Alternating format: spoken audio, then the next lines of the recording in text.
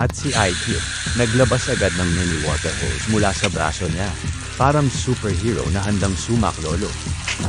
Si Aiden, tumakbo papunta sa drum ng tubig, nagsalok gamit ang timba. Si iKid naman, nag-spray ng tubig gamit ang hose.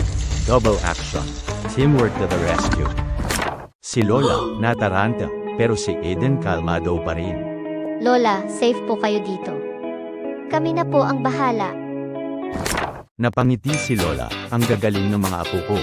Matapos ang mabilis na kilos ng Vivo team, ang apoy ay tuluyang napula. Basang-basa ang tuyong damo, ligtas ang gulayan ni Lola.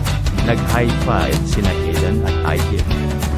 Sa sobrang tuwa at pasasalamat, niyakap ni Lola si Aiden at iKid ng mahigpit.